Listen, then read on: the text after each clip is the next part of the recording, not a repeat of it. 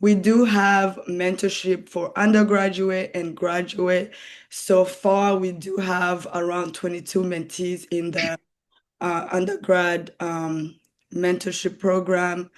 We do have mentees close to 10 in the graduate mentorship program, and we have already 11 people that have got admissions in different parts of the world in Europe, Africa, uh, and also Asia. So with that being said, we do welcome people who want to be mentored in those areas of applying to undergrad and graduate school. We also want to welcome anyone who loves mentoring. So you can be part of the mentorship program, either undergrad or graduate depending on your level, and you can help us mentor many people. So we do it because we love it. We don't charge anything, and we are committed to this. So with that, I want to give shout out to all the graduate mentors, our undergraduate mentors, the team behind all this work. I know I cannot mention any names because it's many of us, and we are very thankful for all of you. So without that, I'm going to welcome Colbert to introduce yourself. Thank you so much, Tian. My name is Colbert Rulinda. I'm Rwandan, and I was honored to be selected for this year for the Chevening Scholarship, fully funded scholarship that we'll have more time to talk about. I'm currently in the UK doing my master's degree at the University of York. I'm doing my master's degree in peace and conflict studies. And actually, something I can say, something interesting, is that last time, I think it was like on the 29th last year, I attended a session that was like guiding people to apply for Chevening, which was organized by you guys. And that's where I got all the information I used to apply. So, and last year, I think it was Yvette who was the scholar. And she gave us a lot of information, which I'm also hoping I will be able to share with you guys. And hopefully next year we'll also have many people from you guys joining us as part of the Chevening community. So thank you so much for being here, and thank you so much again to Diane and the next gen, community for doing this and for giving us this platform. Thank you. Thank you. Thank you. And Mohammed. Thank you. First of all, I would like to thank Diana and NextGen community for organizing this significant and timely webinar. My name is Muhammad Ali. I'm currently studying at University of York, and I'm doing Masters in Peace and Conflict Studies. I'm very excited to have been selected for this year's scholarship, and I'm looking forward to this significant and very important webinar where we'll be mentoring prospective applicants who might be interested in applying this prestigious scholarship. Thank you all. All right. So with that being said, I think I'm going to welcome Kolbat or Mohammed. You guys have planned how you will go. Please go ahead and start. I believe, Mohammed, you're gonna start this session with telling us more about what is chevening or the process. And Kolbat is going to jump in really to hone on the essay process, how to write it, and everything. So I welcome Mohammed to share. And for everyone who's here, we're also going to have a discussion at the end. Please write down your question, your question in the chat so that we can see them and give them to us because, yeah. So I think Mohammed needs to be I able think to Mohammed is starting, and when he'll be share. sharing the screen, I just wanted to clarify to everyone who's following us. Me and Mohammed, you are classmates. You're doing both the same course at the same university. However, it's just a coincidence. So don't think that Chevening will only fund if you're doing peace and conflict studies or if you're going to the University of York only. So Mohammed will go in details, the programs and the universities. I just wanted to clarify that this is just a coincidence that me and Mohammed were able to join today. So yeah, Mohammed can jump in. Thank you so much, Colbert and Diane, for this introduction. As Colbert said, this was just a coincidence. Nobody was planning, but it was a coincidence. One other disclaimer before we continue our discussions. All the opinions and, the ideas that we are going to present, which is emanating from us as Cheveners, will not be reflecting on Chevening. This will be a personal opinion and just like it's a personal experience that we are going to share. That being said, I would like to take you through the Chevening application process.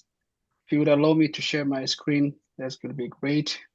So I would like to take you through the Chevening application process and shed some lights on to whom this scholarship is, dedicated for, or who can apply for this scholarship. Just a bit background. Chevening Scholarship is dedicated for young aspiring leaders who are doing positive things in their respective countries. So those leaders who are young leaders who are solving problems in their countries are the ones who have been dedicated for this scholarship.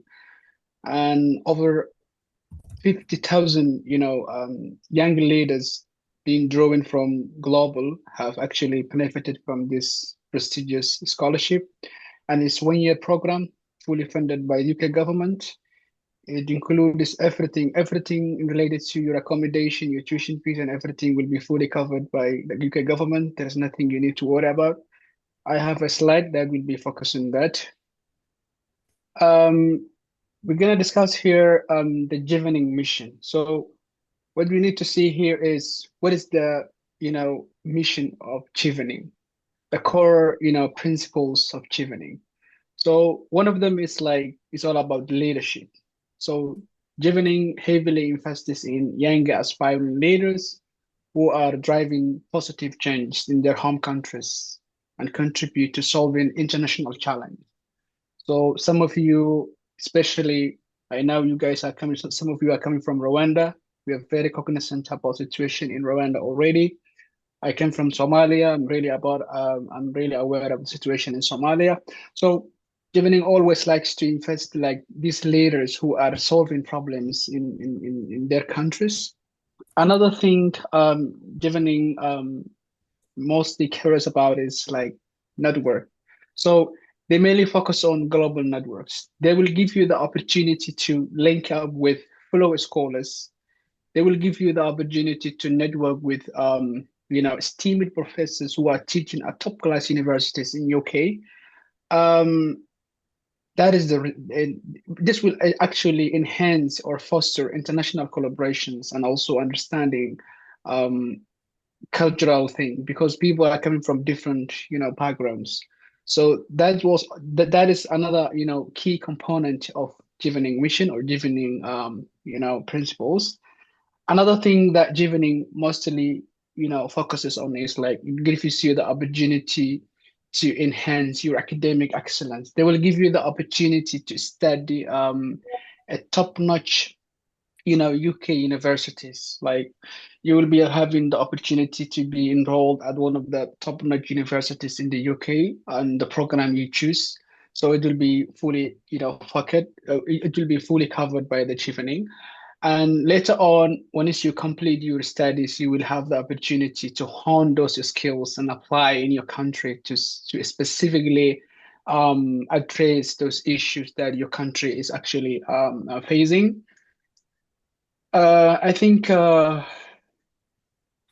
we want to discuss here the Chevening application timeline. I'm surely now that most of you are very familiar about the Chevening application process because this is the most important thing. I will take you through that. I think it's visible. My screen is visible to everyone, I think. Yes.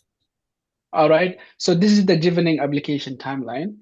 As you know, the application opened on 5th of August 2025, and it will close on 7th October. So within this time framework, you need to submit all your documents, all your essays. You need to complete the application process by this time. So what's gonna happen failure to submit these documents within this time? What happens? The system or the portal will automatically close. So I would highly advise and highly encourage you to submit your application as early as possible. Because one thing I'm really aware is like Chevening, they take seriously when it comes to, deadlines, they take it very seriously. They don't compromise on that and they don't negotiate on that. So I would highly encourage you to, focus on submitting those documents. I'm talking about your application within that time.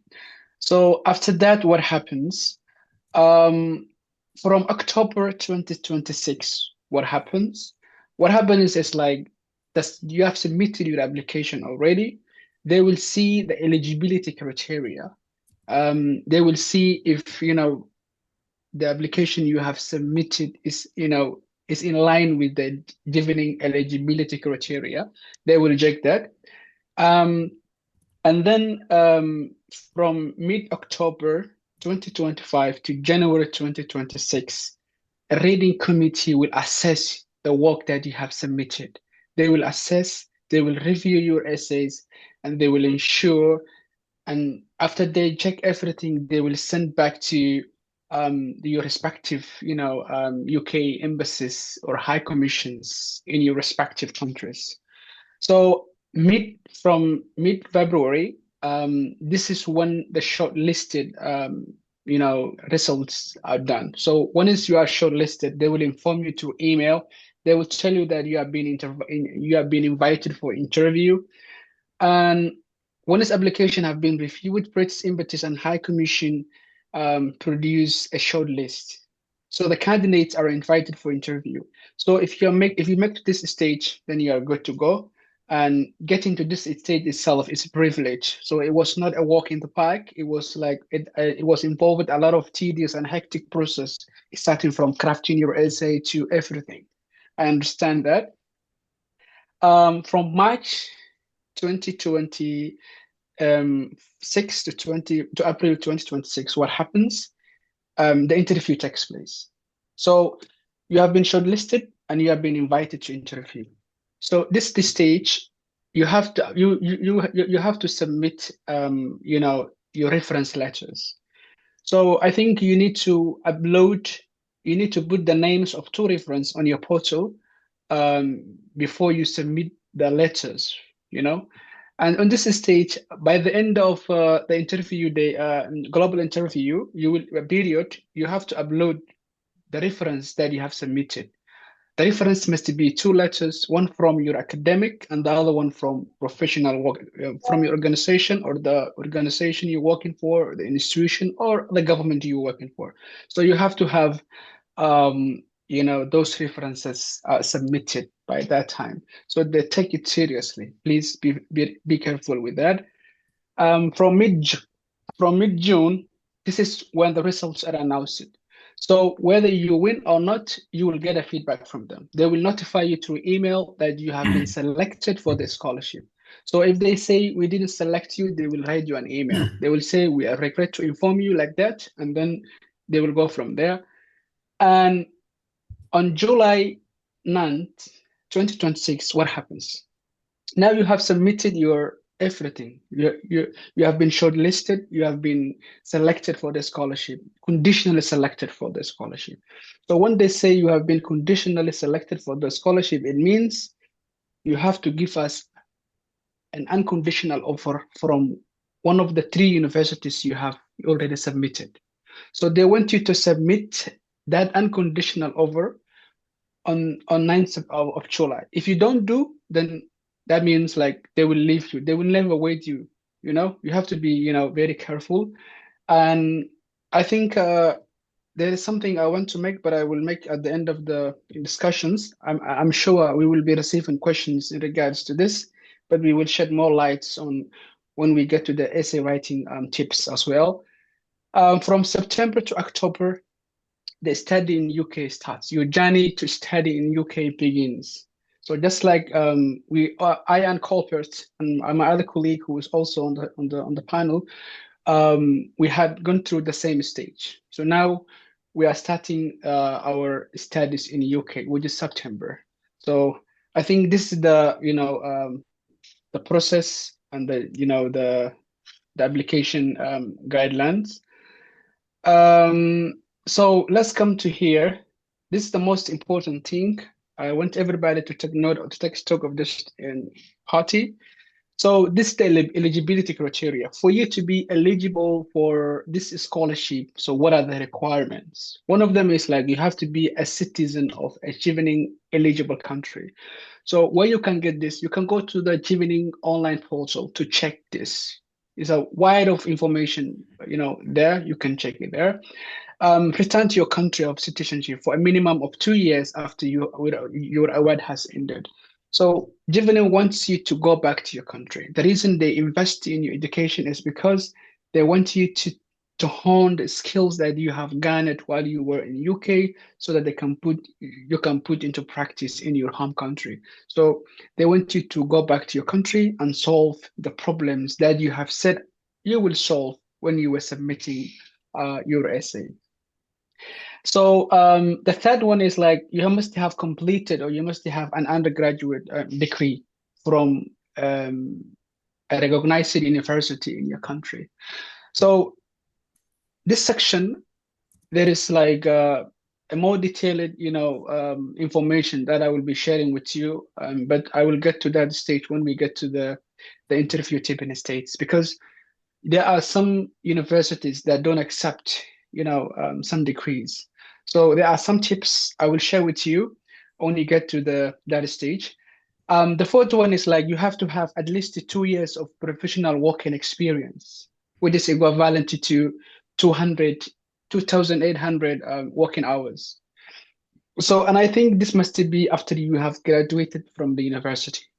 So it will be calculated from that, not after. So you have to take stock of that as well. And then you have to apply to 3 different eligible UK university courses and receive an unconditional offer from these choices by the deadline listed on the application timeline. I just spoken about this. So you have submitted 3 universities. They want you to have at least 1 unconditional offer from the list you have submitted. So what happens if the list you have submitted, well, none of them didn't accept you? What happens? What happens is like you still have a chance to apply for other universities, because on the interview stage, you have a chance to submit another university. They will ask you about if you are willing to change any of your course or any of university. So if you have been rejected by the 3 universities, don't worry, you have a chance to submit another university. So don't take that issue don't worry about that. That's what I mean. On this party, we're gonna cover what are the costs Chevening will cover. So Chevening will give you a monthly stipend. It depends on which city are you living. If you are living London, it's pretty much bigger than someone who lives in York like us. So the cost is the stipends we receive per monthly. The monthly stipends we receive is different. So they mostly based on the living standards in those cities. So that's how they plan. They will also give you travel costs to and from United Kingdom. Your costs to and UK will be covered by Chevening, so you don't have to worry about that. Your tuition fees will be also covered by them. They will give you an arrival allowance. So when you come to UK, they will give you an arrival allowance. Just like if you want to buy a computer, you can buy a computer, or if you want to buy some, items for your house, you can also do that. They will also give you a homeward departure. So after you finish your studies, they will give you some, homeward departure allowance to go back to your country. They will also give you like travel top allowance. Like when you are coming to this is more related to terminal expenses. So these are the costs that they will cover. And also they will give you like a health insurance, I think, because we are registered with, when you come to UK, you have to register with a GP. So that you are fully aware about your health situations as well.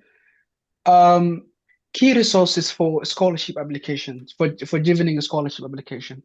So in case you need to get more information, which platform to go with, I will highly recommend you to go with Chevening website. If you need further information, you need to go to this website. especially you can go to application guidance and also FAQ sections, because here most of the questions are answered here, and you can also go to country specific information. So they put on like country priority intervention, something like that. You can look for that. And also you need to engage with alumni network. So don't feel shy to, reach out to alumni, ask questions. Don't also, shy to reach out other people who are achievers through social media community. Like they have social media accounts. You can reach out to them through LinkedIn. You can reach out to them through Instagram or X, formerly Twitter. So feel free to reach out all these people, because they say two heads is better than one. So it's better to ask questions, to engage with people, to collaborate with other people, so that you can reach your desired goals. Um, I think that is all from my side. I will now hand over the mic to my friend Colbert to continue the discussions from there and shed the lights on how to write the essays. All Thank you right. so much. Thank you. Thank you, Mohammed. I think so just for the sake of time, we will take all the questions after. Yeah. But there are some things I want to clarify before we go to the essay part, what my brother Mohammed just touched on. I can see that we have questions about reference later. So in your application, you will submit two names of referees, just names and what they do. Those two people, when you get selected for the interview, you'll be asked to upload their references in the portal. They will not do it. You are the one that will do it.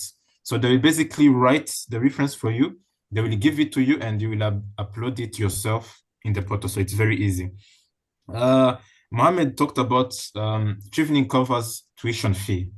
So any course you choose, Chevening will cover it. However, Chevening has a cap for MBA studies in the UK. It's the only program that Chevening does not fully fund. I don't know why, to be honest. Maybe they're trying to discourage people to do MBA. So MBA, if you're trying to do MBA, you have a limit of £22,000. So tuition cost, university cost, right?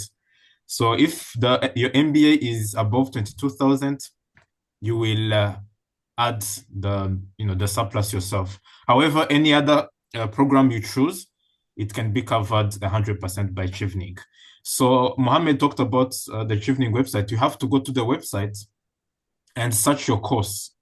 So 95% of all universities in the UK are accepted by Chevening, but just to be sure, you have to go.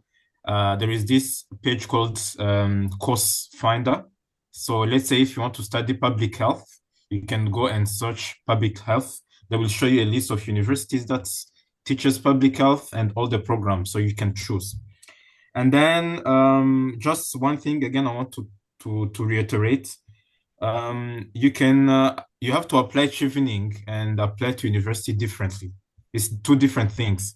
Your application at Chevening does not have anything to do with the application at the university. So you will, in your application for Chevening, I will advise you to start by applying for Chevening. We only have 2 weeks.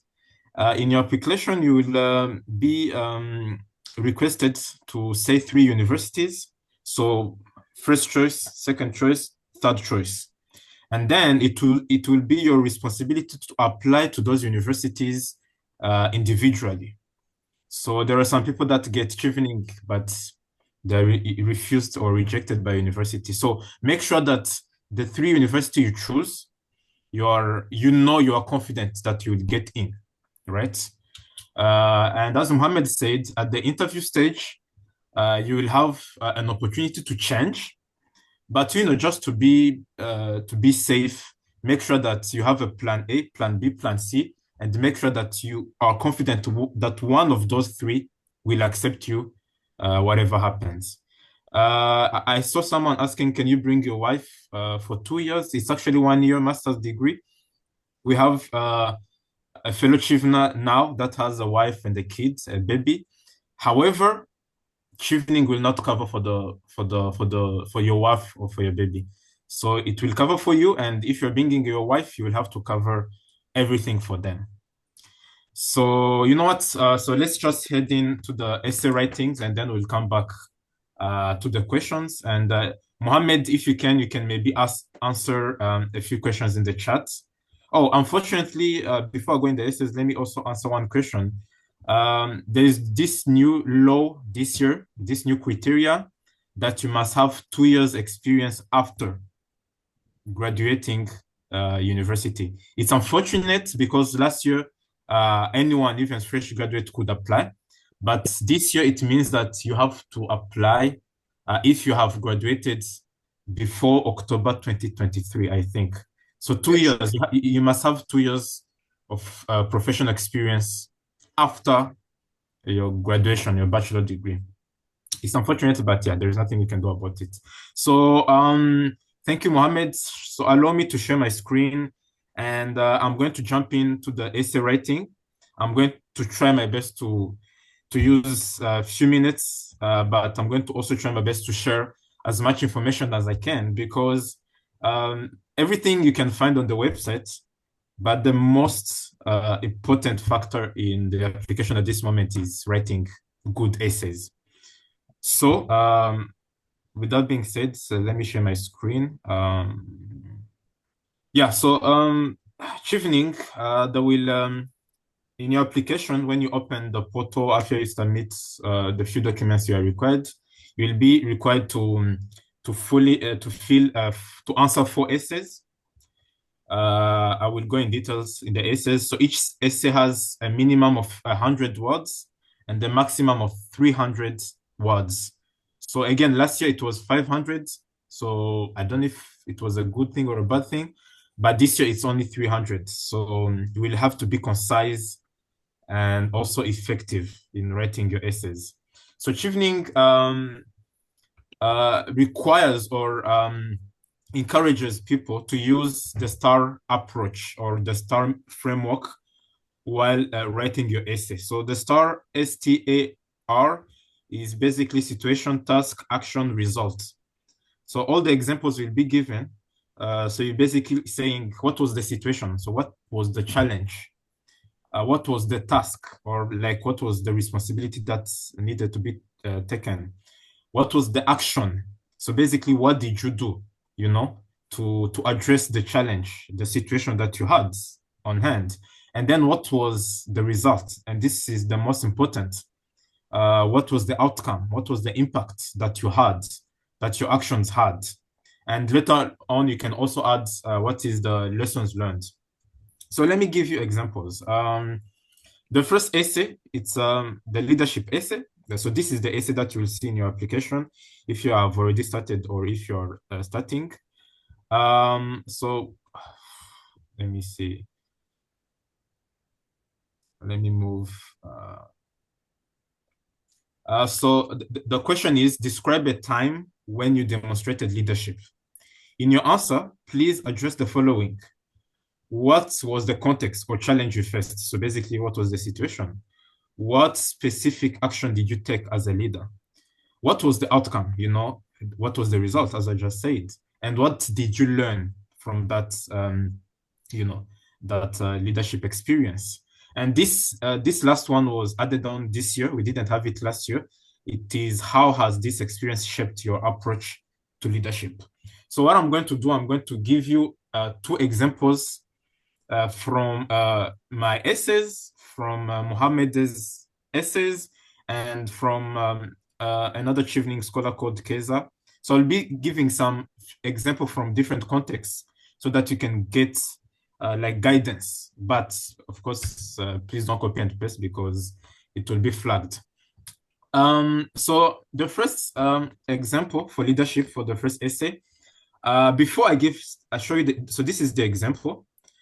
But I want to talk about the introduction. So the reason I want to talk about the introduction, so in writing your essays, you need to have an introduction, you need to have a body paragraph, an example of your leadership experience, and then you need to have a small conclusion.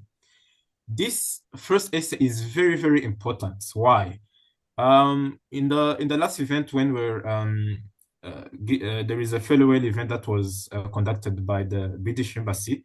We were with the chevening officer, so I was able to discuss with her, how they select, how they read the essays, how they mark them. So in Rwanda, for example, they received 700 applications last year, and they only had like 40 places for interviews, or 60 if I'm not mistaken. And all those 700 application, they are mostly reviewed, by maybe two people or three. So why am I telling you this? You need to stand out as soon as you can. So beginning your first essay, you need to stand out. You need to hook them because they are reading a lot of essays. They are reading the same questions and same answers from 700 people. So you need to stand out in the first paragraph. So you need to hook them, so that they can start reading your essay and they're like, oh, okay, this is interesting.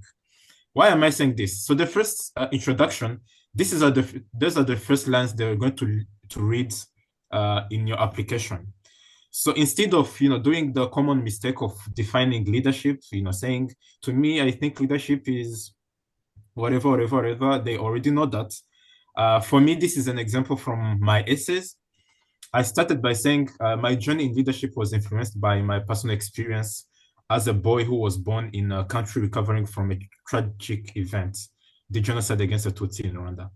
Growing up, I experienced the effect of the genocide, such as forced displacement, and I was determined to make sure that my country will never go through such tragic events ever again. So that was like my opening, my introduction to my first essay.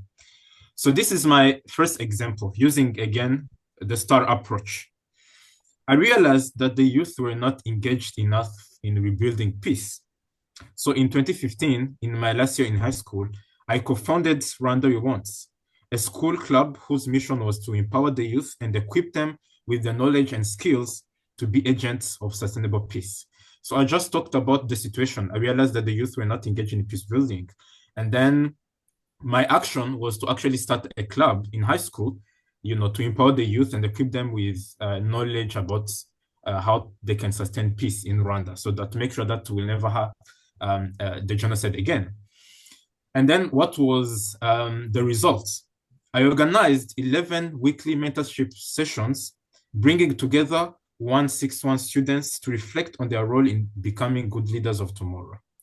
After finishing high school, I led the expansion of Rwanda We Want from a school club to a registered nonprofit with 7,200 beneficiaries across Rwanda. And as a result, I was appointed executive director by Ranos board in 2019. So there is the situation, there is the action I took, and then there is a result. And the result, you can see that there is an impact on the community, but there is also like an impact on my leadership, because I did this and this. After 4 years, I was appointed executive director by the board. I was entrusted. So this was my first example. And then you can add, what did you learn from this experience basing on your context, obviously. So first word, let me give you a second example. And this is from another a Chevening Scholar from South Sudan, I think, if I'm not mistaken. In 2021, I worked as Ministry of Health, at the Ministry of Health as the HIV field officer in Western Equatorial State, South Sudan. We were 7 field officers in the region with various competence levels under a single supervisor based in Iba. To improve our performances, I created a WhatsApp group for our interactions as colleagues, sharing experiences and providing peer mentorship to each other. Again, you can see the situation. So they're basically understaffed. And then he did like a small action of leadership by creating a WhatsApp group, to make sure that, they'll be able to interact. I included this example because one of the main question is Chevening, they want leadership skills. So when we say leadership skills, people understand you have to be CEO, you have to be executive director, you have to be director general, and that's not the case. Leadership can be demonstrated in different areas through part-time work, through volunteerism, through internship, through being like a project manager. So it just depends on how you write it. So for example, this one, I created the WhatsApp group for our interaction as colleagues, sharing experiences and providing peer mentorship to each other. Through those interactions, I initiated monthly meetings on Zoom for experience sharing and learning, took notes of such meetings and shared with our supervisor in Juba, who dearly appreciated my leadership role among my peers. That was the action. That's what he did. Through this team mobilization, I spearheaded the resumption of the State of HIV Technical Working Group monthly meetings and strengthened the State of Ministry of Health, blah, blah, blah. As a result, this resulted in a 5% state program growth through stronger facility staff mentorship and supervision of the implemented partners. So this was the result. And again, so before we go to the second essay, one quick tip. In your results, please be specific. Give the numbers, Don't be general and say, economic growth or I contributed to development of the country. No. You have to show the numbers. 5%. In my first example, I said 11 weekly mentorship sessions, bringing together 161 students. So you have to be specific to show the impact and the result.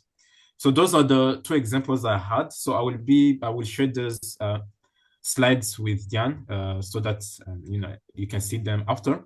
So just for the sake of time, let me jump into the second essay, which will be talking about networking skills. So the question is, tell us about a professional relationship you have built and maintained. In your answer, please address how was the relationship formed and what made it important. What did you contribute to this relationship? What did you gain? How have you sustained and developed this relationship over time? How will the skills help you build connection with the Chevening community? So again, I'm going to give you two examples. So Chevening, they want to see how you'll be able to connect, how you'll be able to network with other Chevening scholars. So they want to see your networking skills. So the first example is mine. Is from my essays.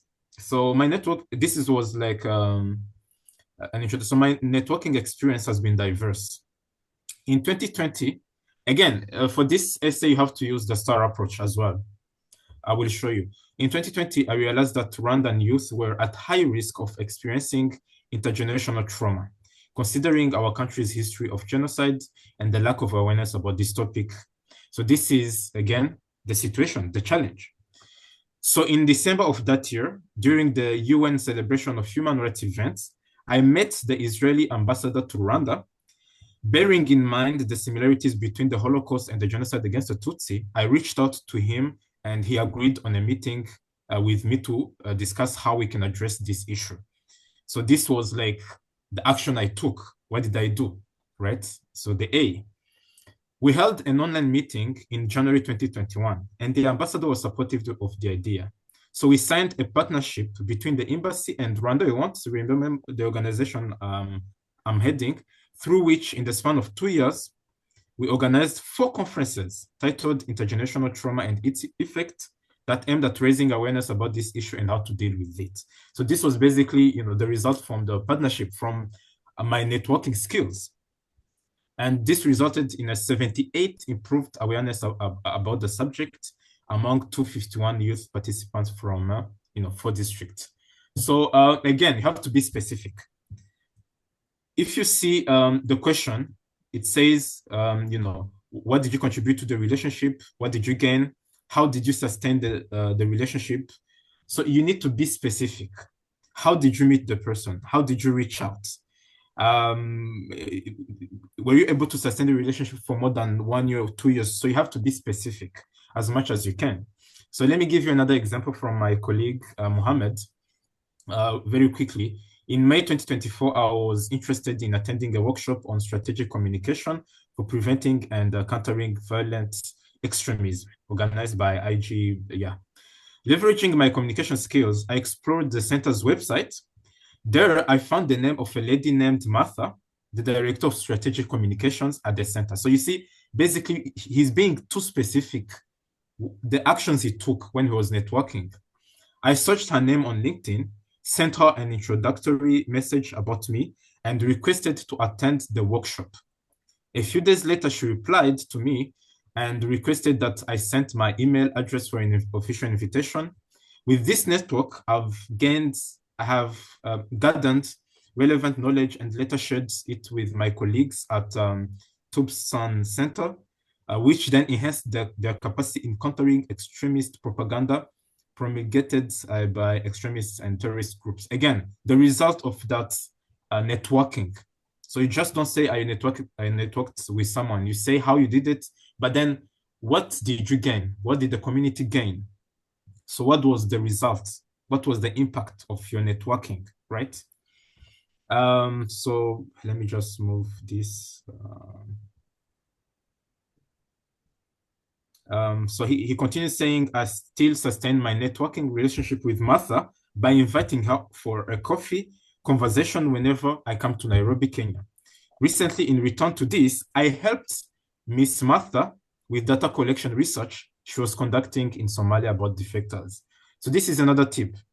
Networking goes both ways. You are gaining, but you're also giving back to the same person. So, and it's in the question, what did you gain and what did you contribute? So Mohammed gained a lot, but he also contributed by helping Miss Martha with data collection research she was conducting. So those are the examples that are in the winning essays. So you can use those tips to also draft your own essays and your own examples. So before I go to the third essay, I'm so sorry, I'm remembering a lot of tips, so bear with me, but it is important because you're going to use this to write your essays. One of the common mistakes people tend to do, they tend to, how do I say this? They tend to be humble. So they say, we did this, me and my team, we did this, we did, we. So unfortunately, that's not good. You need to show what you did individually. So it's one of the things they told us, the Chevening officer was telling me. So, the scholarship is for you, it's not for your team. So they need to see your individual skills. So when you are writing your essay, you need to say, I did this. I was tasked to do this, I did this, and it resulted in this. Even though it was a team effort, when you are writing your essay, you have to be smart and you have to, I don't want to use the word oversell, but actually you have to oversell yourself. You have to be confident because again, it's competitive. So you have to stand out. So don't be too humble, but also don't lie on your essay. So a lot of people, they tend to lie. And if you lie in the interview, they'll find out one way or another. So please don't lie, but also don't be too humble. So let me, again, so you have 300 words per each essay. So my humble advice would be to have a small introduction, one example, one very detailed example, and then one conclusion, right? So for us, we had 500 words. We could give 2 examples or 3 examples. But for you guys, if you can give 2 examples, that's good. But mostly you can give 1, I think, to be enough. Let me jump into the third essay, which is the course choice. So this essay is basically talking about why you want to study in the UK. So the essay question is explain your first choice of course and the university. So as we said, you will choose 3 universities, plan A, plan B, plan C. For us, last year we were able to, to explain why you chose all the 3 universities. But for you guys, they made it simple. It's your first choice university. So your plan A. Please relate your answer to one of the UK priority areas for Chevening, as referenced on the Chevening website. What is the specific priority area you wish to address? How will your chosen course equip you to contribute to addressing this theme? Why have you selected your particular university in the UK? How do you plan to immediately apply the knowledge and skills you will gain after your studies? So guys, I'm skimming through the examples, but you guys have to go and read this question, this prompt, and you have to make sure that your essay is answering each of these questions, right? Even if I can forget it, while doing the presentation, but make sure you go back and you answer each questions. So this is basically saying, if you're choosing, let's say, a master's in public health at the University of Oxford, why did you choose this course? Why did you choose University of Oxford? How will it contribute, to your career? How will you contribute to Rwanda? Anything you can talk about your program and course. So let me again give you examples really quick. This is, I think this is from, okay, it's either Mohammed or someone else. My first choice is to pursue a Master of Science degree in countering extremist crime and terrorism at the University College London, UCL. So that's the program and that's the university. Enrolling in this renowned university, known for its top-notch research and innovation, and ranking fourth in the UK and 22nd globally, will assist me in developing my future and refining the skills and knowledge I have gained while studying in the UK to effectively combat the threats posed by violent groups in Somalia. So basically, he's justifying why he chose UCL. So you can talk about rankings. You can talk about, maybe it's one of the best universities in your program area. So you can search your university and make sure you have something that is standing out, to explain why you chose UCL. So we all know Oxford is the best university in the UK, but you can't just say it's the best university in the UK. You have to show some facts. So I'm intrigued by this as it will enhance my knowledge of the history of extremists and terrorism and the reasons behind individuals engaging in terrorist acts. Another reason that motivated me to seek admission to this course was Professor Naomi Buhana, who is the module leader. She is highly knowledgeable and in her field and has made significant contribution to thorough studies on terrorism and extremists. So again, guys, this is about doing a thorough research on your university and on your program. You have to know who is teaching your module, the module leaders. You have to know the research they did. If you can talk about them, it's very good because it shows that you actually did your research, right, about the program you want to do. So let me jump into the second example from my essays. So, okay, this was my second choice, but disregard this. I just wanted to put it for context. So my choice was the MA in Peace and Conflict Studies at USO University. This program caught my attention as it is offered by Professor Brandon Hamba, who is an expert in psychosocial perspectives on peace building. Again, this is relating, to what I'm doing, peace building. Which will be essential to me as someone who wants to tackle transgenerational trauma as a challenge to Rwanda's peace-building efforts. So for me, what I did, I searched my module leader. I saw that he wrote a very, very small article on intergenerational trauma, which is an issue in Rwanda. So I said, okay, since my professor has experience in this, I will be able to gain first-hand insights from him, and I will be able to use it back in Rwanda to tackle this issue. So you see, the research. USA University also empowers students in extracurricular activity. So I will volunteer at the University International Conflict Research Institute, where I will learn various conflict resolution management strategies. So again, this is just a small research. You read, they have like an International Conflict Research Institute. I will take part in it. You did your research. And then I want you guys to read this last paragraph. Studying in Belfast, so this university was in Belfast. Studying in Belfast will also give me the opportunity to visit the Titanic Belfast Museum, which tells the story of the sinking of the Titanic vessel, a historical event that always interested me. So basically, one of the few tips I got from the Chevening officer, when you're talking about your university, do not only like be robotic and only talk about programs, teaching, university. Also talk about what you want to do outside of school, So some people say, okay, since I will be in the UK, I will profit and go watch maybe Premier League football because I'm a Premier League fan, I'm a football fan. So you also have to show them at the end of the day that we are still human. So we are excited to go to a new country. We are excited to emerge and submerge in a new culture. So you have to also show them that you're not going in the UK to only learn. You can also do some other activities. So for me, I remember that I watched Titanic when I was a kid. I loved the movie.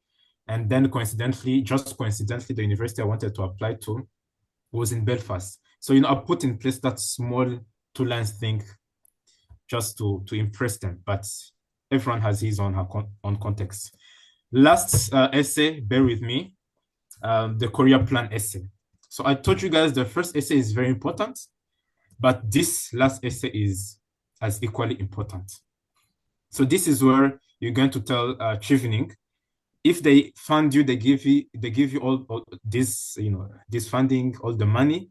When you come back to Rwanda or when you come back to your own country, what are you going to do? So you have to have a career plan, very specific.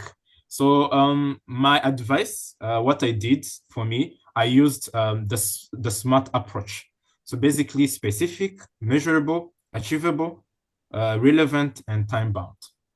So basically, the question is, outline your medium and long-term career plans. So you have a medium plan and you have a long-term plan. Please relate your answer to a key challenge or priority facing your country or region. This is very important, guys. You do not want to go and do international business and say that you'll come back and go, handle your father's business. I mean, it's good for you, but how does that benefit Rwanda and any other country? So you have to show how your knowledge will benefit your country or your region, like East Africa or Africa in general. What impact do you intend to make? How does your career plan connect with your course of study? So you have to show how what you studied will contribute to your career plan. What barriers might you face and how will you overcome them? How will being a Chevening Scholar help you achieve your ambition? So again, you will read all those small questions and make sure they're answered. But let me give you two examples really quick. So for this essay, I suggest that you do a small introduction, very small, and then you do 2 paragraphs. One paragraph for mid-term plan and another paragraph for long-term plan. And then if you can do a small conclusion as well. So one for the midterm goal. So this is from a scholar called Keza. She said, immediately upon returning, I would like to work in a non-government organization, national and international, that focus on policy analysis, such as the Institute of Policy Analysis and Research in Rwanda. She's being specific. She has already something in mind. During this time, I would like to focus on analyzing Rwanda's Vision 2050 and how the country's education policy can be used to accelerate the vision's goals. This will help me gain the relevant experiences needed as I navigate this career field. During this time, I want to use my degree to practice some of the concepts studied at school and developing human-centered policies and understanding the implementation side of policymaking. So it's a bit technical, but I mean, it's what she was studying. It will also provide a solid networking base as I begin to understand the major stakeholders to engage with in this field. I also plan on working on a consultative basis with government institutions to understand the needs or areas of opportunities we need within the current education system and how to solve them.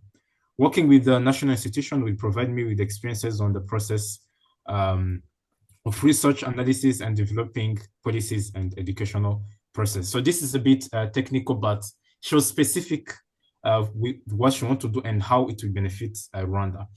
Let me show you another example for the long-term goal from my essays.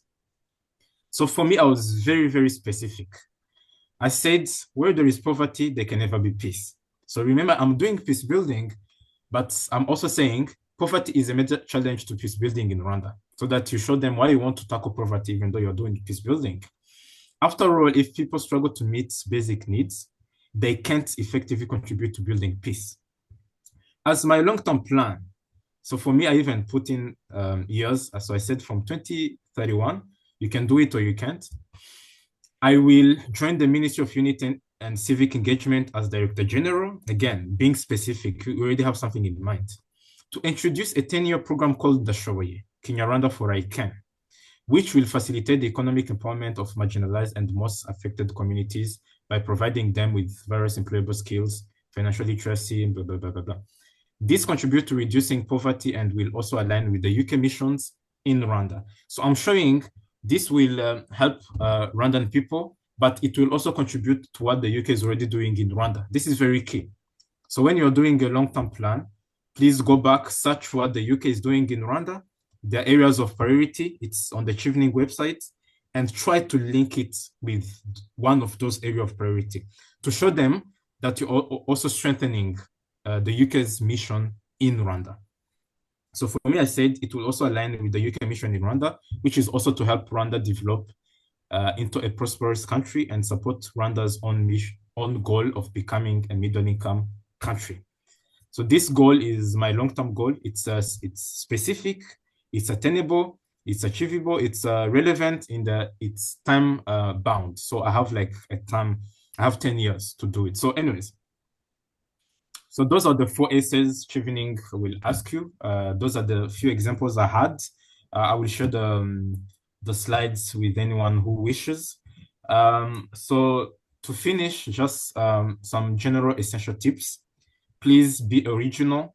Do not try to, to steal or to copy paste someone else's essays or to lie.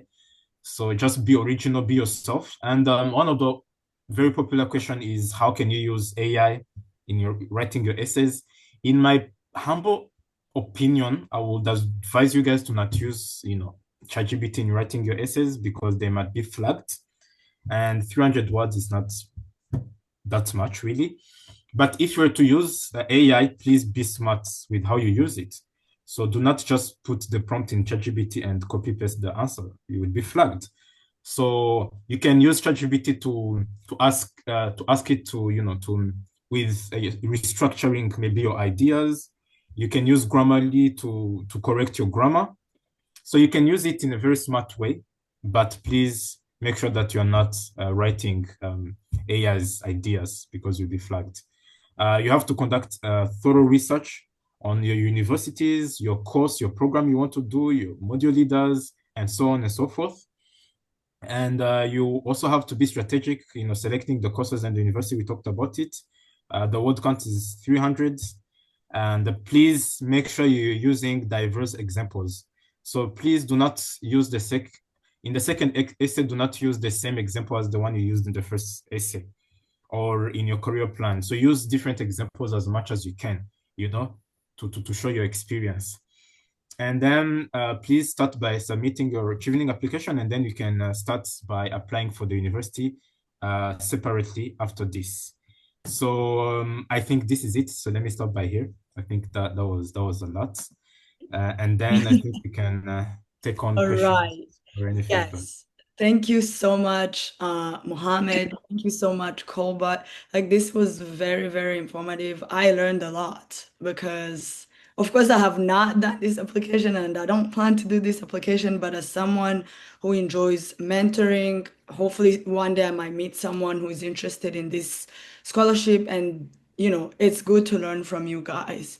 So, and I just want to highlight that Colbert came to this session last year, I think, 2024, and now he's on the session. So hopefully someone who's on the session will have you next time. So kudos to that. We like that. We do have questions. I'm going to be reading questions and one of you guys can unmute and answer them. So the first question, and probably you have touched them, but I just want to put them out there for the people who asked them. So the first question was, what about those who gained experience while they're studying? I mean, I worked at the same time when I was at a university. I'll attain my degree in an upcoming time. So would that count as that professional experience requirement? So Chevening is really specific about this year's criteria. So any experience you can gain from the university or even before that, it will be good. You can highlight it. For me, I used an example from 2015. I have some people that have been using examples of them, being like class representatives in the university. It's good. However, they're very, very strict on the amount of hours of experience you have to have. So you need to have 2 years experience after your graduation. So basically, to be honest, to be straight, anyone who graduated this year cannot apply for Chevening, even though you have experience as part of your university or even before that. Anyone who graduated last year cannot apply, unfortunately. It's a new law. So you have to have graduated before October 2023, so 2 years before now, right? So if you did, you meet the eligibility criteria, and then you can provide examples from, your university experience or even before that. So those examples are eligible. However, you still need to make sure that you graduated 2 years before this year. All right. And another question is, if an applicant has a second upper class bachelor degree, would that be considered sufficient to meet the eligibility criteria for the Chevening Scholarship to pursue a master's degree? What's a second upper class degree? I I don't know. I think these are the terms that are used back home. That question, Okay. Rachel, you can help me. Yeah. So I think, we have first class students who usually have gotten a total Oh, percentage of 85 and above. Okay. And then Okay. anything below and 75 is upper class. All right. So I was actually thinking levels of university. So I was wondering if it's another master's. no, So like we are talking about the yeah, marks. yeah. Yes. So Chevening does not really have a cap on your academic results. So I know people that had second class lower division in Rwanda, so that's like 60%. And people that have first class, that's 80% and above.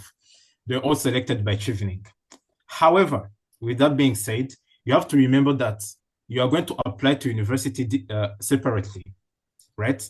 So Chevening, they focus on leadership skills and everything, but your universities, they're going to focus on your academics. So let's say you want to apply to Oxford. Oxford are going to only want first class, right? But for example, if you're going to apply maybe 20, so it depends on the university. So university will say, we want you to have a minimum of second class division. So basically 70% and above, right? So you must have 70% and above. That's why I said you need to choose universities you are confident you'll get in, right? Because if you have 70% and you apply to Oxford and Oxford only wants 80% and above, they will reject you, right? But if you apply to university and they say our minimum entry points, and it's always on the website of the universities, guys, they say our minimum is to have, let's say, 65% on your bachelor degree. So you must make sure you have 65 and above, right? So it depends on the university. But Chevening, they don't have a specific cap. So as long as you have an eligible bachelor degree, that will give you an offer in the UK universities. They don't care. Okay, I think for everyone, there are some questions that are being asked. I think everything that concerns application, I think as Colbert mentioned, do your research early because every answer cannot be for each university. So depending on the top three choices you want, then you need to see what are the requirements so that you can be like, okay, I qualify or I don't. So your plan A, B, C school, you have to read.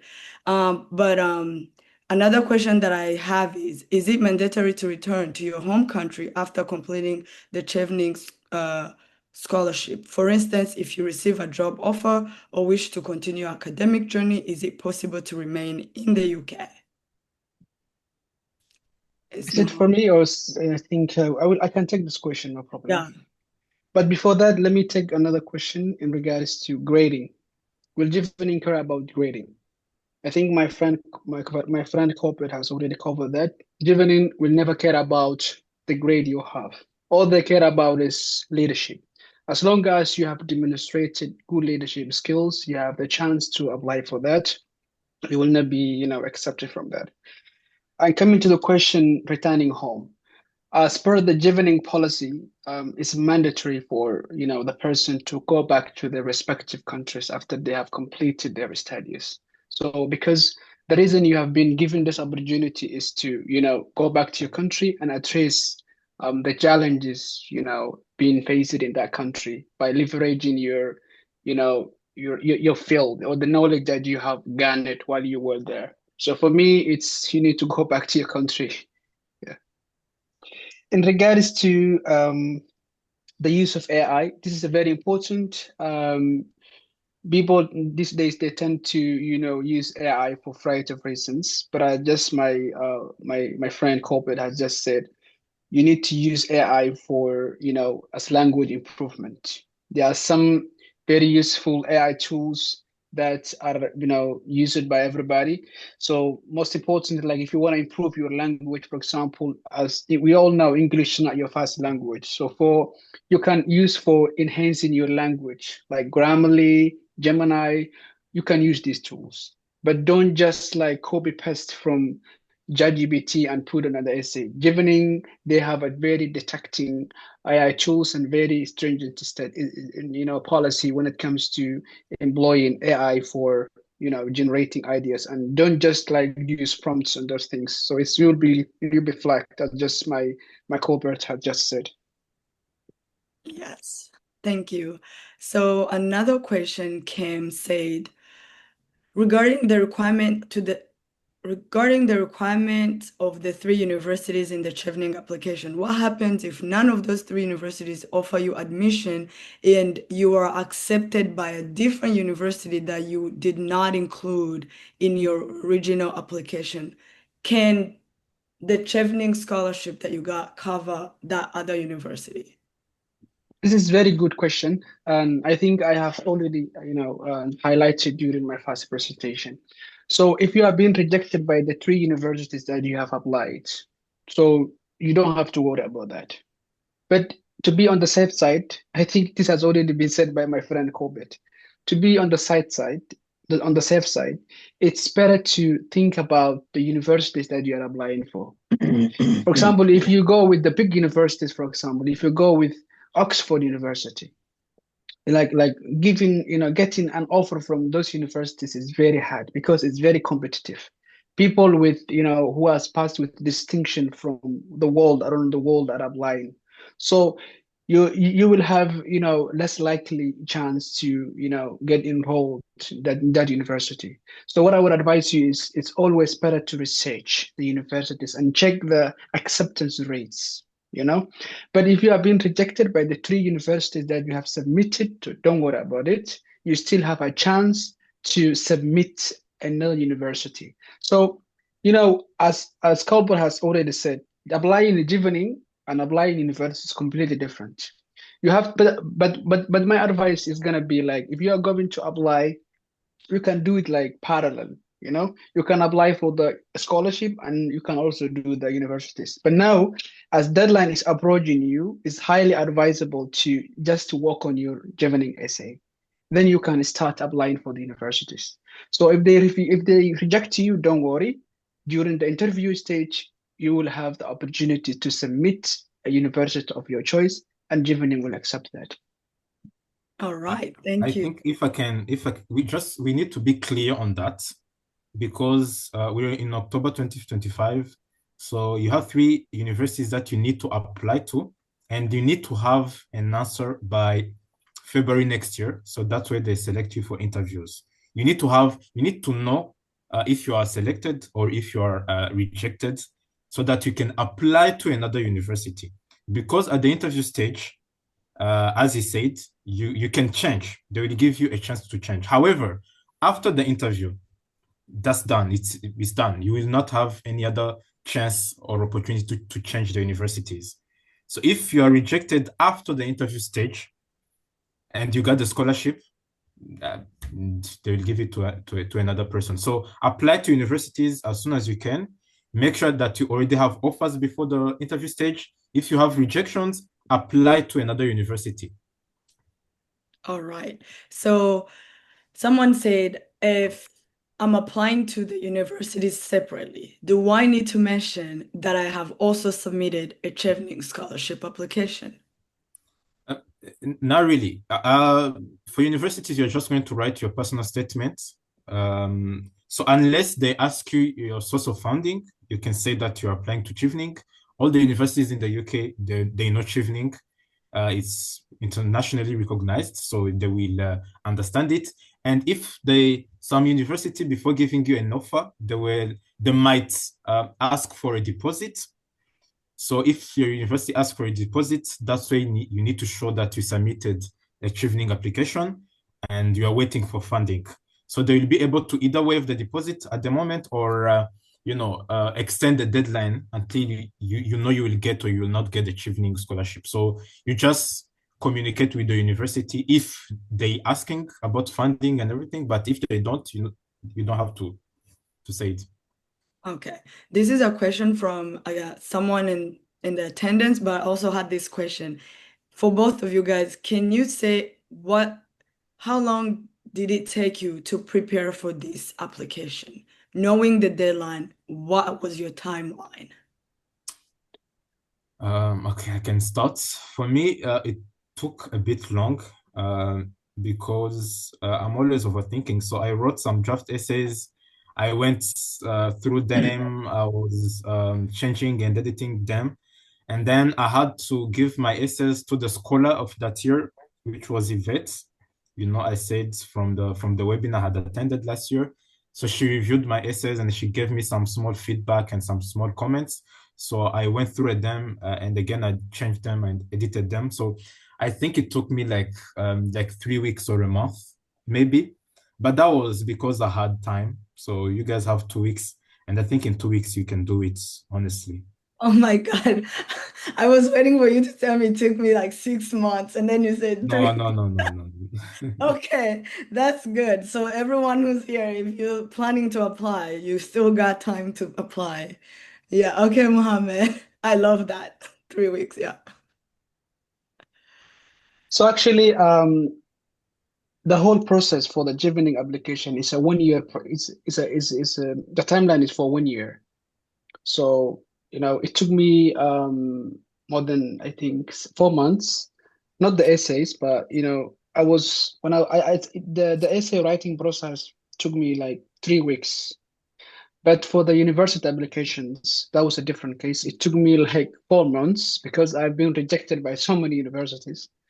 And as someone who has a lot of experience on how to apply universities, for me, when I was submitting my application and invited for the interview, the 3 universities I have submitted, none of them already accepted me. The 3 universities have rejected me already.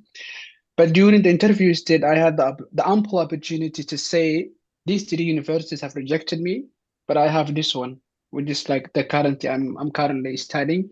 So mine was like most of the time I spent on university applications, but the essay writing process took me like 3 weeks. Okay.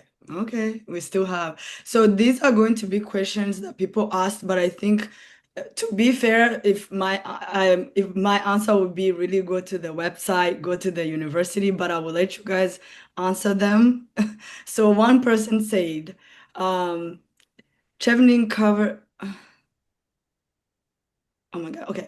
So it says, does Chevening cover to study like all the program? I think their background was in land survey. So would Chevening cover any program? The other question is, if someone needed any guidance privately, how can they get that?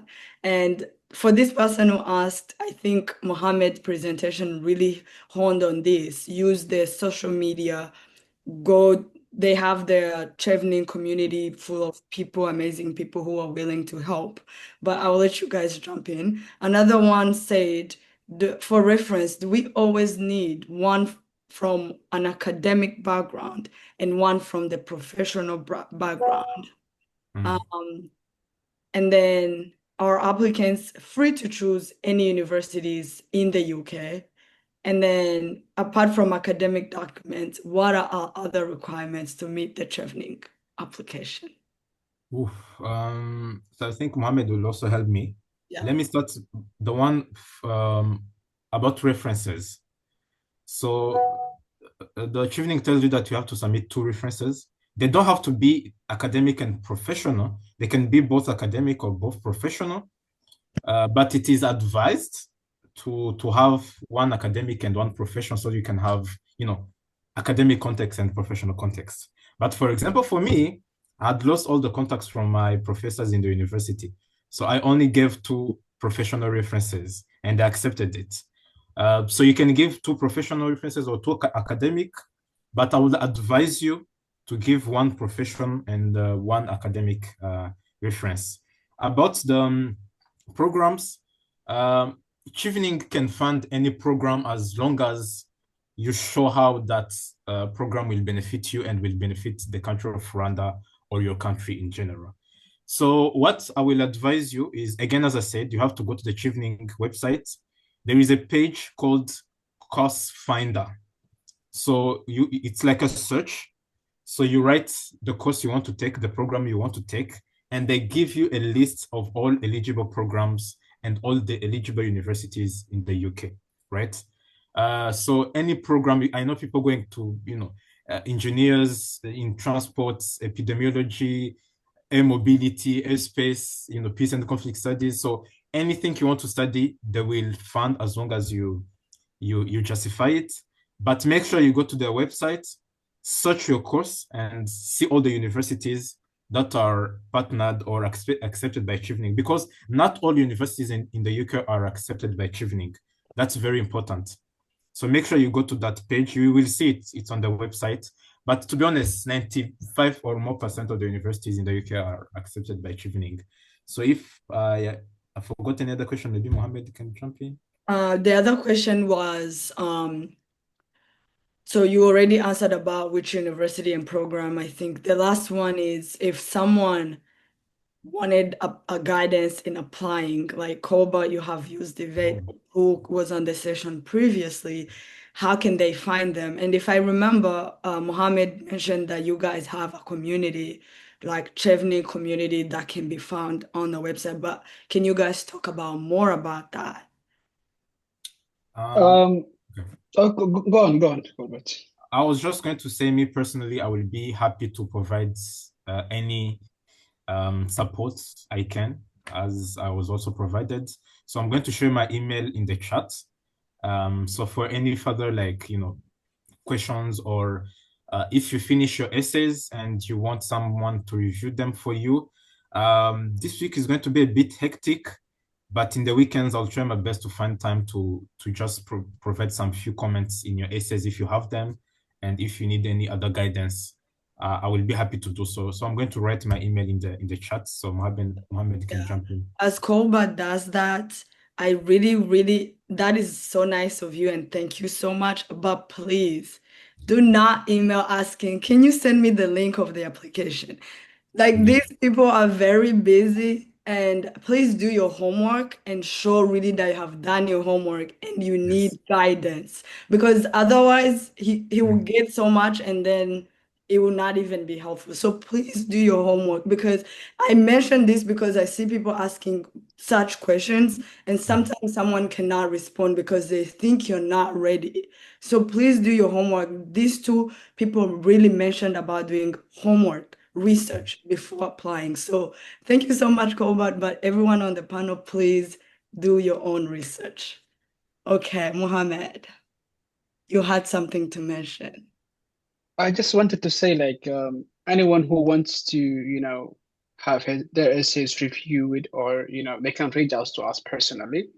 I will just drop my email on the chat box, and then everybody can see from there. And they can send me their essays, or if they need support. I'm always open. But this week, as just my friend Colbert said, we will be very busy with. We are required to read a lot of things, so we might not get some time. But during weekends, we are ready to offer all the available thing that we can provide, because we have already been supported by other chieftains. So we need to give back to the community as well. Yeah.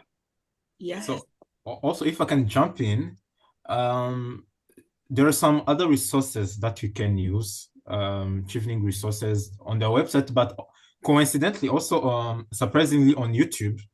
So there are some Chevening scholars that have started YouTube channels, where they provide tips, insights, feedbacks on how to write essays.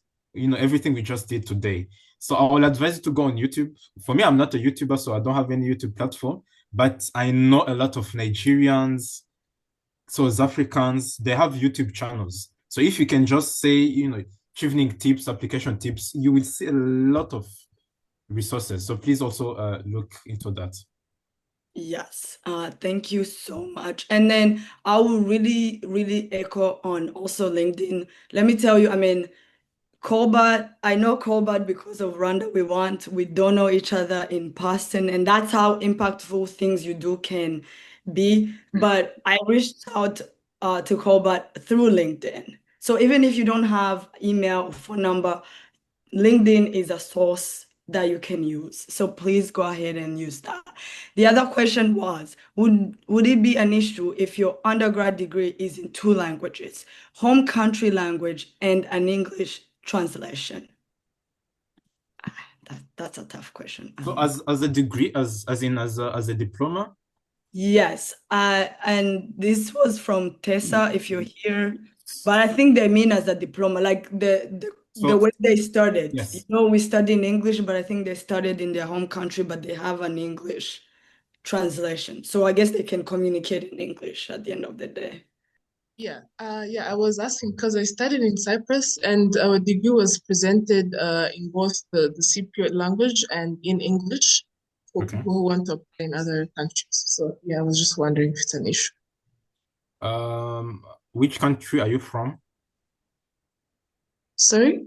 Are you from Rwanda or from Yes, Cyprus? yeah, I'm Rwandan. Okay. So Chevening will not ask you for a translation as long as you have a degree in English. And the universities you're applying to, they'll ask you all the documents you'll have to submit will have to be in English, right? So you'll have Okay. to use your English translation. All right, thank you. I think there's another question asking, does Chevening fund online programs that are provided by the university? No. No, not at all. Yeah, it's only physical taught 1 year program, and this is very also important. There's some part-time masters in the UK which are 2 years. Chevening only funds a 1 year full-time master's program. So you have to commit 1 year of your life to come in the UK to study and to go back to your country. And they also fund masters that starts in the spring. So it's basically September and October, right? Because there are some programs that starts in January. They do not fund that. They only fund a full-time program 1 year that starts in either September or October, basically in spring and in September and October of the next year. However, there are some programs at like the University of Oxford that are like 10 months long, right? So on the website of Chevening, again, if you do some research, they say that they will fund programs that are either 1 year, so 12 months, or 9 months. There's some very, very few programs in the UK that are 9 months. So you can also, it's eligible. But anything above 12 months, anything online, they do not fund that. But I know one scholarship that do fund online studies, which is the Commonwealth Scholarship, which is also for the UK government. So yeah, thank you so much. And one last question says, does the work of leadership experience have to be in the same field as the master's course that you plan to apply for? definitely. Not actually. Yeah, it will be good. Maybe Mohammed will also jump in, but I was reading on the Chevening website. So maybe Mohammed can jump in. I'm looking for the specific answer to that question, and I'll get back to you guys. Not actually. During our year, when we applied for our Chevening application process during our year, we didn't have such thing. I don't know if they put requirement on student this year as they made some changes, maybe. But during our term, no, not actually. Because, for example, even though the course I'm studying and my professional working experience are pretty much related, and in line with my career goals, but everybody can choose whatever every course they want.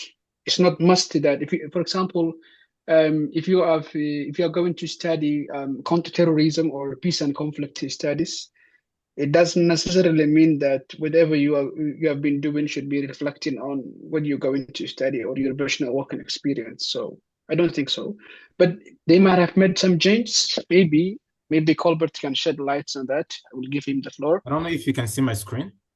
Yes. So this is the answer. Should my work experience relate to the course I want to study? I think that was the question, right? Yeah. So if your course choices are not related to your work experience, you will need to explain why you want to make a career change. You should explain the transferable skills you have gained from your work experience and tell us how they will help you in your studies and with your future career goals. Perfect. We have an answer right now. So someone asked, what about people who are living in Rwanda and have refugee status but also studied in Rwanda? So are they allowed to apply? I think yes. I think you need to be from a country that Chevening support Eligible, yeah. eligible country, yeah. I think there are a lot of things that we need to cover because one thing very important here is like the universities they require to be submitted for an English proficiency test. This is very important. I think it has not been discussed, and universities, every university is different. Chevening will never make a condition to submit an English proficiency test. They will never ask you that. But for universities, they will ask you about that. So you have to submit an English proficiency test for you to be provided an unconditional offer. So there are a variety of English tests widely available. So it depends on, the type of English proficiency, the type of university you are going to apply accepts. But what would I highly advise you is you need to go to the university's website. They have a section called entry requirements. Under the entry requirements, there is a section that clearly and succinctly explains like the requirements of the language. So some they accept IELTS, some they accept Duolingo, some they accept PTE, some they accept TOEFL. So every university is different. Some universities might be accepting like there is, I think, a letter called letter of instruction or letter of medium of instruction, which is given by the university. If you have been taught in a university in English, then you can provide a letter of medium of instruction. Some universities might accept. Some universities might say, okay, to check your knowledge and skills on English language, they can have a Zoom meeting with you. This is like more of like a credibility interview, just to check if you can go about the university, like because most universities in UK are teaching English, so they need to know the level of your knowledge in this language. So that's also a very good thing to keep in mind when you're applying for the scholarship. All right. For the universities, sorry, for the universities. Yeah, I think I have few questions for you guys. I think you kept talking about interview. So you gave us the application process. That's great. How did you guys prepare for your interviews? Give like 3 tips, each of you, that you used to prepare. I know there's so many tips, but if you can give 3 tips that were very helpful, that you think made you stand out, please share. If I can start, and even though like it would have been better if we can have another session for this, it's like it's quite interesting. As everybody has his own experience to bring on board. But mine, if I can speak about mine, mine was like I have submitted an essay, and the 4 essays that I've submitted.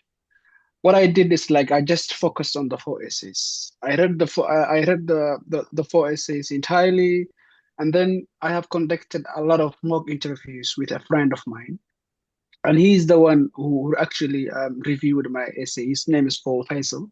So he helped me with the essay reviewing process, and he's the one who actually, encouraged me to apply for this scholarship. So I have conducted a mock interview with him, and he asked me about my 4 essays. The questions mainly will come from your 4 essays. They will ask you about your 4 essays, because if they want to ask you about something leadership, they will ask you about leadership essays. They will go to leadership essays. They will tell you about, like, tell us a situation where you have taken an action, then you can do it from there.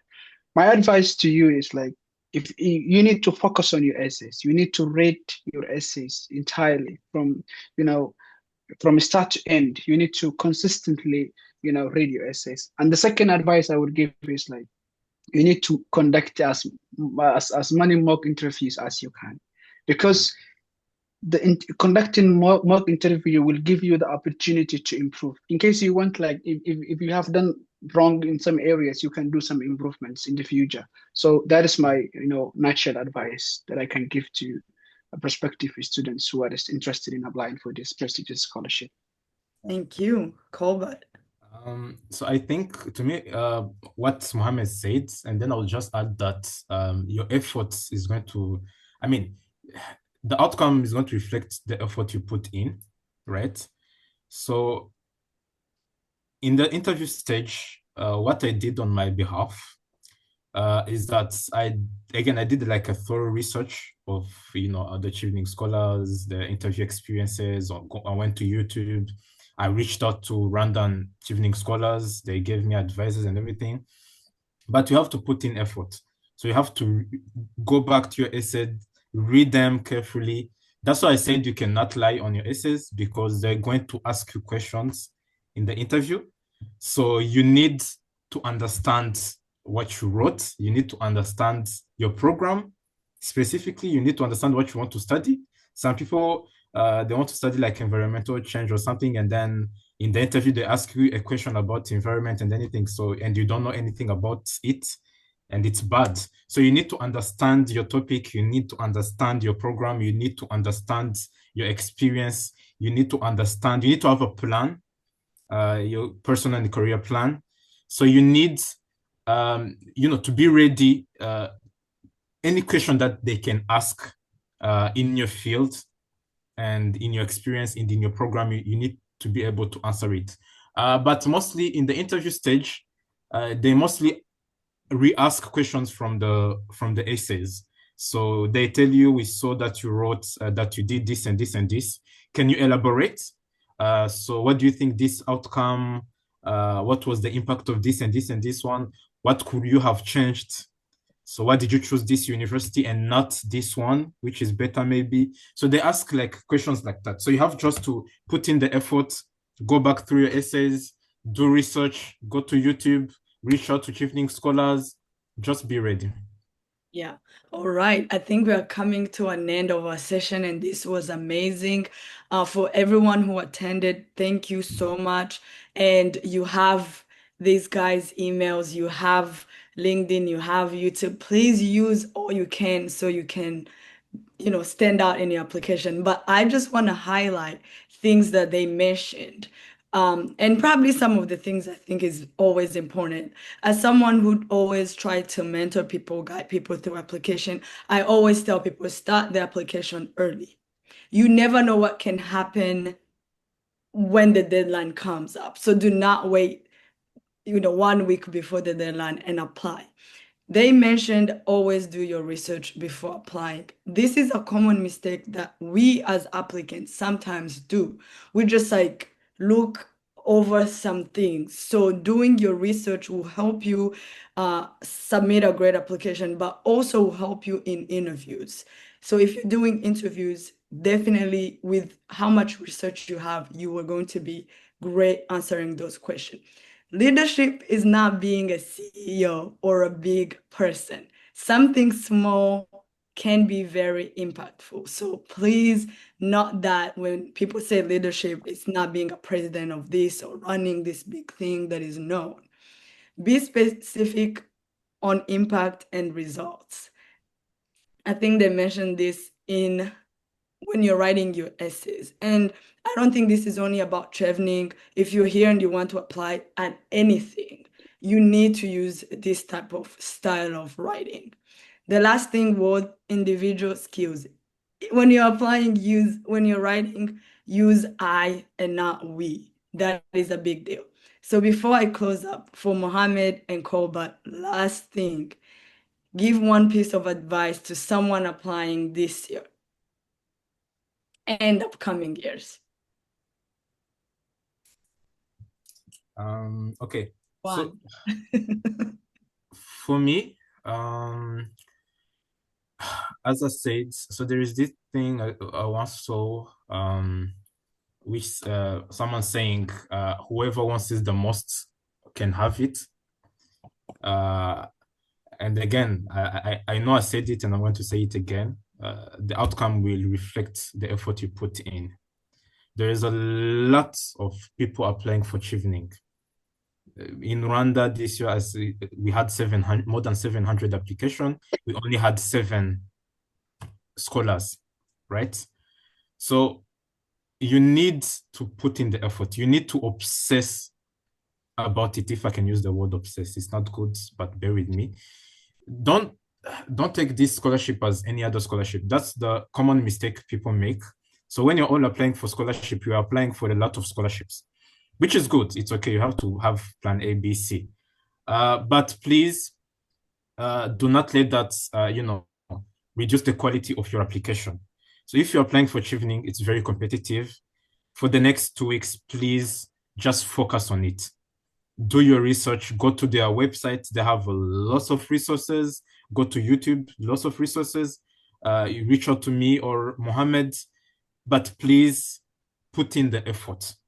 Because if you treat this as any other scholarship, honestly tell you will not be selected. So you need to put in the effort, you need to obsess. So you need to want it more than anyone else on this call. Mohammed, your floor. Yeah, thank you so much. I think most of the advices have already been covered by my friend Corbett, but I just want to add on some, important tips. I would advise the prospective applicants to always become authentic, be authentic. Authenticity is the one that matters the most. So whatever you're writing and whatever you are doing should be something that comes from your mind, not something being generated from AI or another thing. Be authentic, number one. Number two, start working on your essay. You have to have a plan. Like, you should have this as a first priority. You need to focus on it. You need to concentrate on writing and reviewing your essays. As my friend Colbert already said, you can reach out to us anytime you need support. We are very open people. We are here to support you. You can reach us through our emails, or you can reach us through our LinkedIn accounts. We are always available. Another thing I would advise you is to start applying, universities. As you apply for Chevening, you need to also apply for the universities, just to do it in parallel, because some universities might reject you. So don't just sit idle and wait. You need to apply as many universities as you can. That is, a good advice.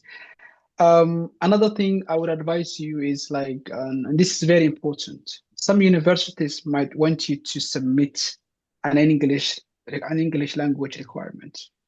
So start early. So, for example, we have similar case that happened to some Cheveners. They have lost the scholarship because they did not submit an unconditional offer from the university they have submitted.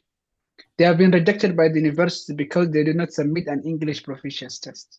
So it's always better to start early and to plan early. Think about that and keep in mind. It's very important, and it will play a very big role for you to be given this opportunity. So you need to have your certificates ready, your English proficiency test is ready. It's always better for you to do that.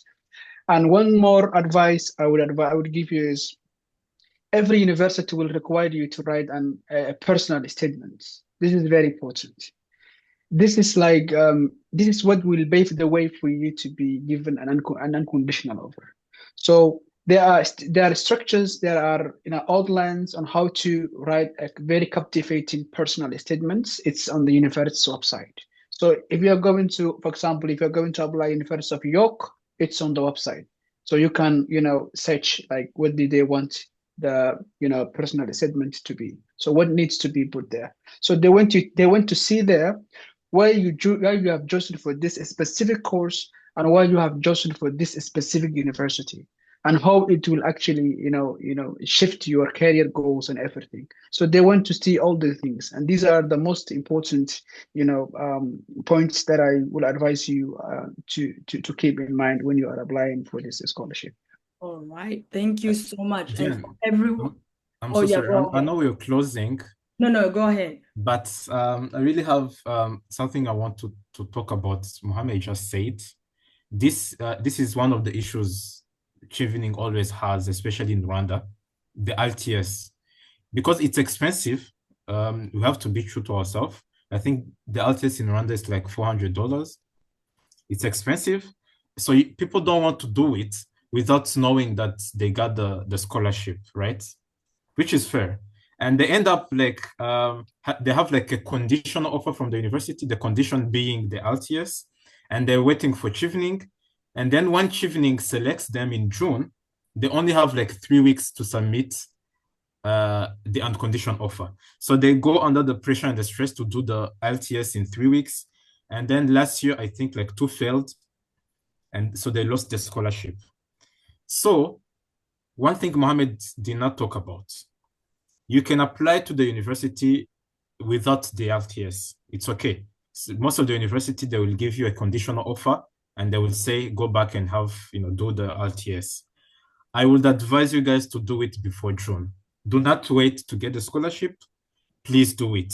However, one other advice I can give you, you can also write to your university if they're asking for LTS and you tell them, you know what, can you waive it for me because I have studied my whole undergrad degree in English. My whole education in Rwanda it was in English. Can you please waive waive this English proficiency test for me? So I know someone from Somalia, actually, one of our colleagues, that they waived. She did not need to do an English test because she was straight and honest to the university. She said, "Why do I need to do an ITS when I've studied my whole life in English?" So some universities will say, "Okay, that's fair."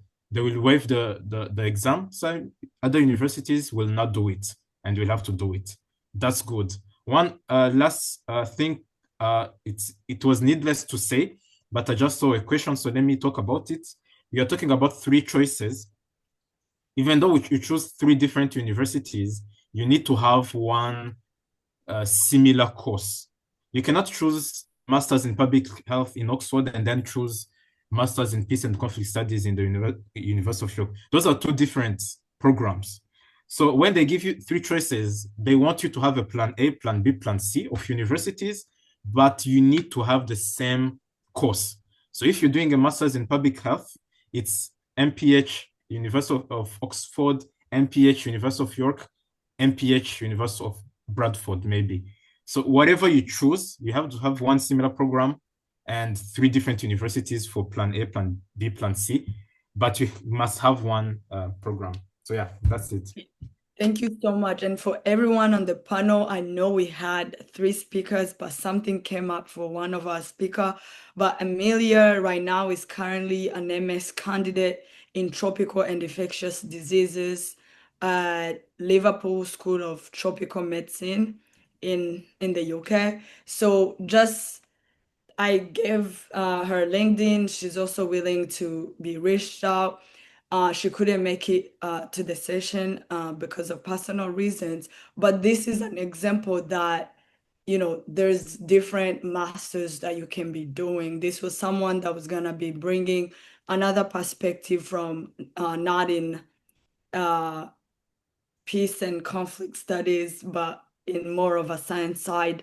But you have your her contact, and that would be nice to reach out to her too. She'll be willing if anyone is applying with a science medical background, and she's already an MD, so she has more of background in that area.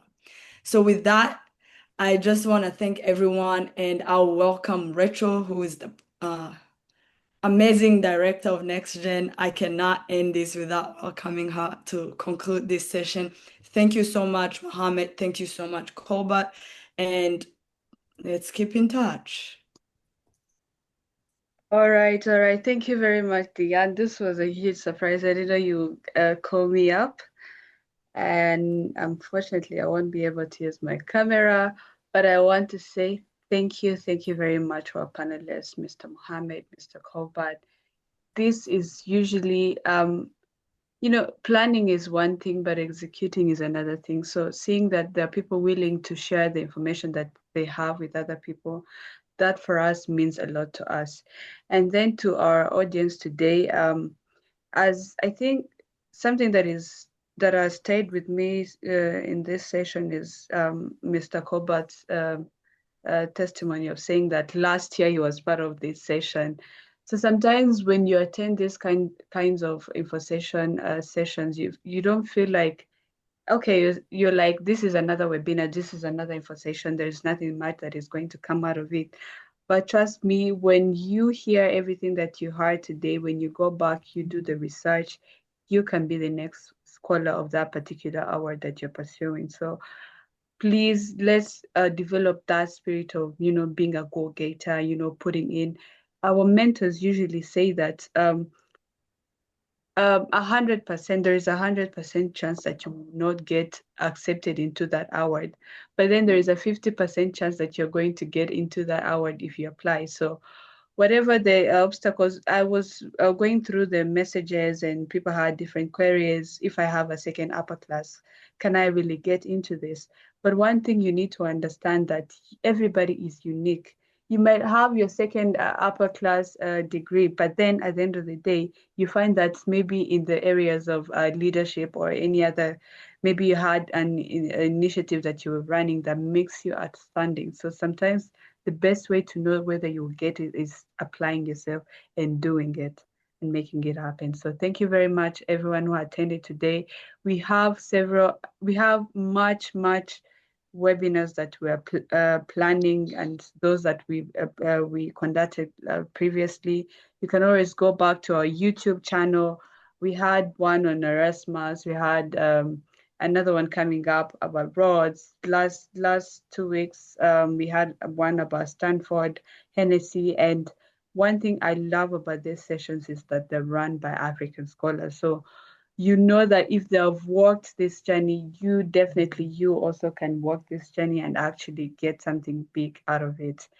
And to our panelists today, you can also stay in touch with us, connected with us. Minus these webinars, we have a mentorship program that we run, and we work with mentees to, craft the essays and do, much of the groundwork there. So if you're still interested and want to know about Next Gen for All and everything that we're doing, please stay in touch. Diane is the best person to reach out to. She's our associate director, and also she oversees the mentorship program. So it should be the best person to reach out in regards to that and how much more you can give back to the community. And yes, so our very own Diane, thank you very much for putting this session together. Last year, when we had last year's session, I was like, okay, there's no any other Chevening session that is going to top this. But then we had this one, and I feel from my own perspective, this tops last year's Chevening session because, I love the way it was detailed, essays getting down to the practical aspect of the whole application. Otherwise, thank you very much. Please stay in touch with Next Gen for All on all our platforms, Instagram, LinkedIn, everywhere. There are so many opportunities that are running, and we'll be also conducting very many webinars on those. And our primary purpose is that you achieve your academic, goal. That is all from me. Thank you very much. All right, thank you so much. And as Rachel mentioned, yeah, mostly I'm gonna talk about the graduate mentorship 100%. But again, right now, Next Gen, we are really mentoring a lot of Rwandan students. Please, if you're on this call and you're not Rwandan, and you have people who are really ready to be mentored and to apply from any African country, tell them we do want to help everyone across the continent. So with that, I'm going to end this webinar.